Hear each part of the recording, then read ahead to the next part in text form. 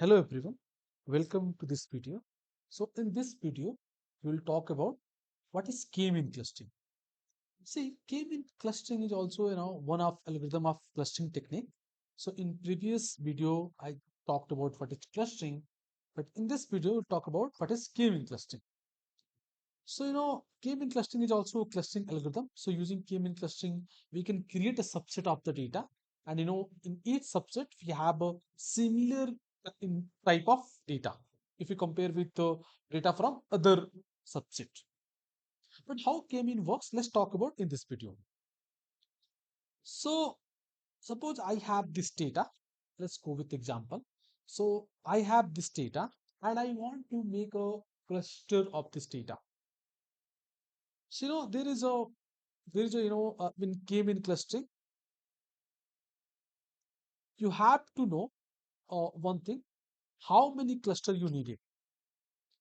So in the next video, we'll talk about how to know how much cluster will be needed. The first thing is that you know how many cluster you needed. Suppose I need two cluster here. It means k is equal to 2. So I need two cluster in this data. So how k-mean clustering will works? Actually, is it said, okay, you need two cluster.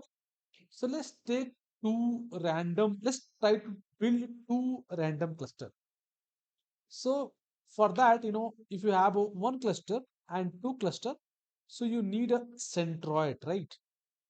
So basically each subset is represented by a centroid, which is average of the point within the cluster. So basically, you know, we are going to take a centroid for this cluster and this cluster. So you can take any point that is like it's just randomly we're selecting. So here you can see I'm selecting like 3, 4 to centroid 1 and 6, 8 to centroid 2. So just I'm taking the first point for centroid 1 and second point to centroid 2. Now what we will do, suppose this is my centroid and this centroid. So for each data point, let's start from here. So I will start taking distance from this point like 3, 4. So this is my first data point. So I will calculate distance from this to this and this to this. Suppose this is D1 and this is D2. If D1 is less than D2, so then I will put this point into this cluster. But if D2 is less than D1, so I will put this point into this cluster. So in this way, I'm going to calculate distance from each point from both the centroid. And whenever you find, okay, this distance is less than this, so I will put in the data in that way. So I write a code here. It's very simple code. I actually, intensely make this code very simple. So what I'm trying to do here, I'm writing a loop going through each point, calculating distance from centroid 1 and centroid 2. If D1 is less than D2, so I'm putting that data into data 1. And suppose my D2 is less than D1, in that case, I'm putting data into the data 2 data frame. So I've created input data 1 PD data frame and here also a data frame, right? Pandas data frame. And putting each point into data 1 or data 2. Let me run this. So it's completed. Basically, I run this right loop where I going through each point and calculate distance. Right here, you can see the code. Now, if you see the data one, so there are some point which going to data one cluster, and there is some point which is going to data two cluster. So can we stop here? Can we like believe that this is my first cluster, this is my second cluster? No. Why? Because we take random centroid here, and then we just calculate distance and putting data into this cluster. So data one cluster and data two cluster. But we can't stop here. Now, what came in clustering technique suggesting us? Go ahead, calculate the next centroid. So next centroid will be mean of this data. And again here calculate average value of this data, and we have the new centroid. So just see the code. I took the new centroid. So calculating the average value from data 1, data 2, for centroid 2, I'm taking data 2, x and y. X and y are features. And for data centroid 1, data 1, x and y. So here, if you see, if you only run this one here, and let me print both the centroid. So see, this centroid is changed.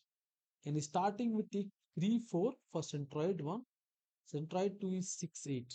Now centroid 1 3.75, 3.375 something. Centroid 2 is something different. So we this centroid point is changed here, right? So if this change, now again we started calculating the data, putting into this data 1 and data 2. We start doing calculation from each point to now this new centroid, this is D1 and this is D2. So if D1 is less than D2, this point will come here. If D2 is less than D1, for those points will come here, right? So now let's run this again. The similar way, we go write a loop going to the each data point and calculating the centroid. Here, see, I'm using data only, so the previous data, and thus just I updated the centroid. Let me run this one. It's completed. Now see, data 1 and data 2 is changed now. If you compare with the previous, here you can see data 2 is something different, data 1 is something different. Now the data 1 and data point. So basically there are some points which moved from first cluster to second cluster. Maybe some points moved from second cluster to first cluster. So there is shuffling between from each cluster, right? This will happen. Let's go again and calculate the centroid, and let's do again rerun this whole process. So now see what happened. Again, this average is changed. Now the mean is changed, and for centroid 1 and centroid 2. Now let's see the data. So even the data is also changed. Now let me run this again, this process, and see now we are getting the similar mean. Okay. So whenever you got the similar mean, like you are doing this process again and again. Suppose in the next time what happened, centroid, this centroid is just matching with this centroid, you just need to stop there. Because if you're running more, even you are not able to change, your data points are not changing from each cluster to each cluster. So this is basically the k-mean algorithm. It's very simple actually. So let me explain here again how it is working. Suppose in the previous example here, I just explaining. Here I took two feature. Suppose I am taking only one feature here. Okay, maybe there is no two feature, only one feature, and there is some data here. So what you can take? You can take any two centroid. It's the next example, and you can suppose here is 3, 4. So I'm taking 3 here and then 4 here. Try to calculate distance from each point, putting data here, putting data here. Distance from this is D1 and this is D2. So for any point D1 is less than D2, those points come in this cluster. If data 2 is less than D1, those points come into this cluster. Now calculate the mean. Again do the similar to thing. Whenever we are calculating mean every time for new centroid, whenever your next centroid is just you know uh, same for the previous centroid, just stop there. So that's why we are stopping here, because now this centroid is just similar to, sorry, this centroid just similar to previous one. That's why I stopped here, and I'm accepting this as a this as a one cluster, and this is the second cluster, right? So this data has a similar behavior and this data has a similar behavior. Now if you want to do some different type of analysis on those cluster, you can do, but in this way you can make a cluster of the data. So this is basically k-mean clustering. Now, still there's a problem. How to know how many cluster is needed, right? And here I just write a simple code. But yeah, we have the library for k-mean clustering. So in the next video, I will try to first explain you how to identify how many cluster is needed, right? But before that, in Python, we have a library also for k-mean clustering. So we'll try to implement that k-mean clustering using that library. Okay. So before that, I actually write a code also for clustering where I want to show you how data is moving from each cluster, one cluster to another cluster. So let me show you that visualization of the data that maybe that very helpful for you to understanding how k-mean clustering working. So till now, I believe you already have the better understanding how the maths behind it. Now let me show you the visualization form of this k-mean clustering. So here you can see. Let me run the code here.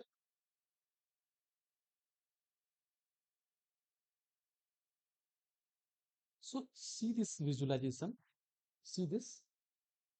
This data point is changing, right? The way like number of iteration is happening, this data point is changing. And see, after some times, like after 10th iteration, the data is not changing.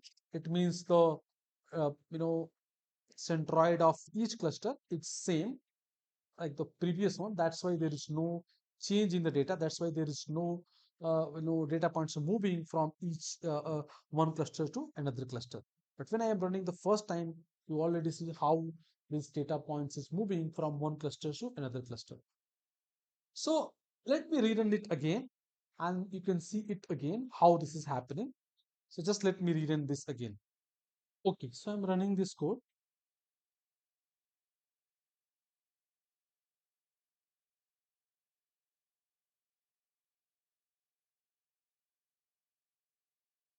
So here you can see the visualization.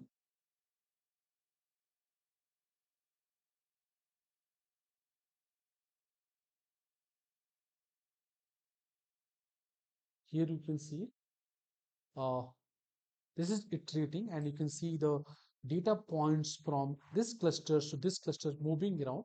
Just wait. So this still is running. Just see this. So data is moving, right? Data is moving. Yeah, you can see this.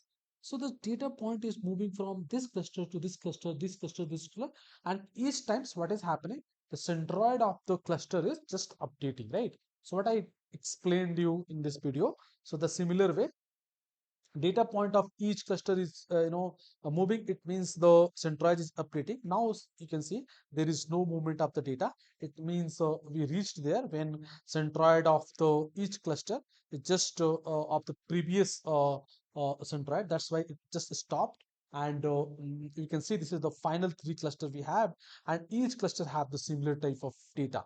So if you do the profiling of this cluster, you'll find there is a you can see there is a similar behavior in each cluster if you do the profiling for the each cluster. So this is the way how the clustering works, right?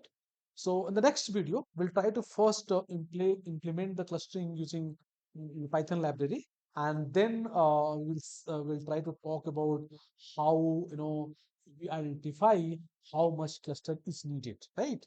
And then after we'll try to see how even we try to know whether our clustering is better or not. Suppose here we have three cluster, so there is a technique also to find whether how much this cluster are better, right? Suppose you have a hierarchical clustering approach.